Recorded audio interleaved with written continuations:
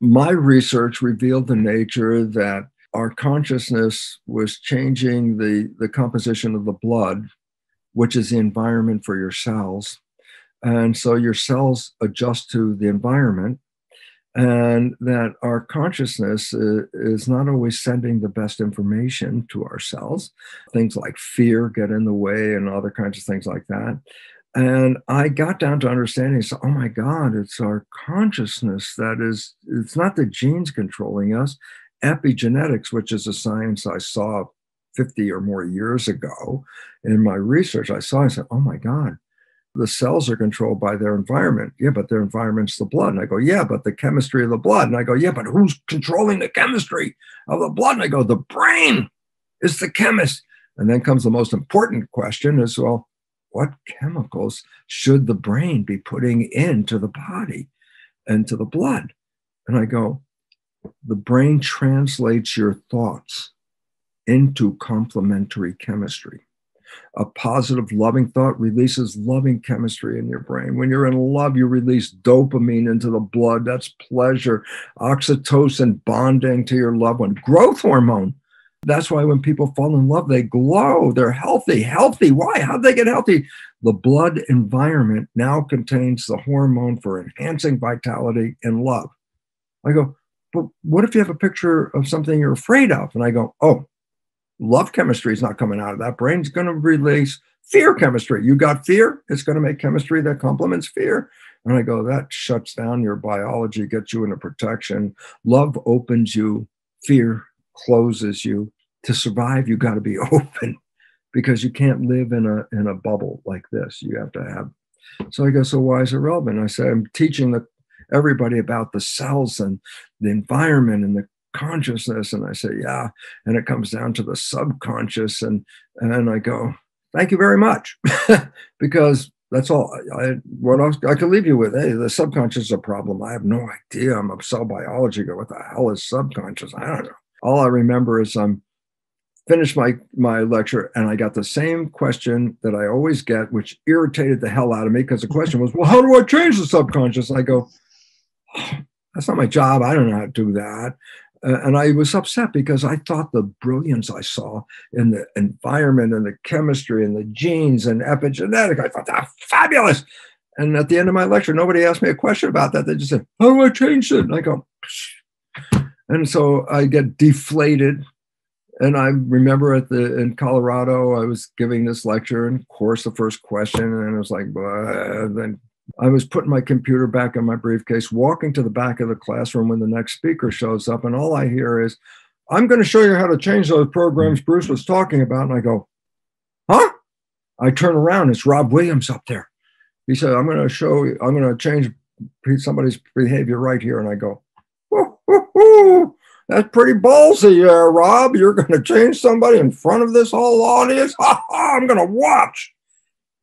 And all I remember was he asked the audience, hey, who wants to change a belief? Well, of course, every hand, all the hands were up. I saw this woman. He saw the same woman. He called on her from the front of where he was in the lecture. And he goes, tell us your name and what you would like to change. And everybody looked at her, and all she did was glow red. I mean, it was bright red. You could have lit up the room with red. No words came out of her mouth. She just sat there in total red, paralyzed. Rob left the podium, went into the audience, got side beside her and said, okay, tell me your name and what you want to change. She says, my name is Pauline, and I can't speak in public. And I go, oh, that was pretty damn obvious. She couldn't even say her name. He goes up there and does a PSYCH-K balance, which we all know is really wonderful. And 10 minutes at the most, even less than that probably, and changes the program with her. She changes the program through the balance. I'll never, till the day I die, even after I'll still remember what happened. She was sitting in the chair where she was doing the PSYCH-K balance.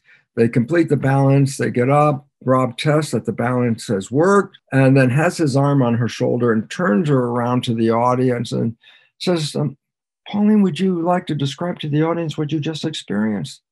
He took his arm off her shoulder like that, And before his arm was all the way off, she was up front talking about everything, her life, her history, what this happened and that happened and everything. And everybody in the audience, including me, was like, here's a woman who couldn't even say her name 10 minutes ago.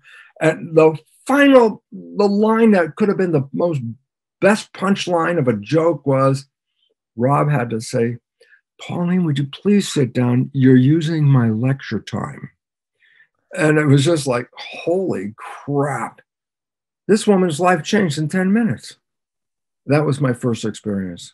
And it was ever after that, then I hooked up with Rob and started doing workshops with him. And Rob helped me because if I didn't do PSYCH-K balances, I would never have been able to finish my book, The Biology of Belief.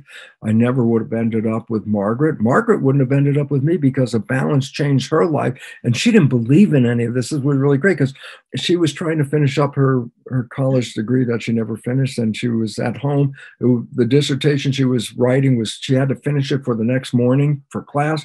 And Rob happened to be showing up, and she was like, oh no, Rob's showing up. I got to be working on this. And the guy's coming here because we were going to give a lecture. And he walked in, and after a few minutes, he noticed that she was like really unsettled. And so he asked, you know what? And she says, well, I got to work on this dissertation and stuff like that. So Rob said, well, would you like a little help with that? And she said, well, of course, I'll try it. We'll do the balance. And I know she already was like, yeah, this is a bunch of BS. This isn't, I'll do it because he's here. And she sat down in that chair.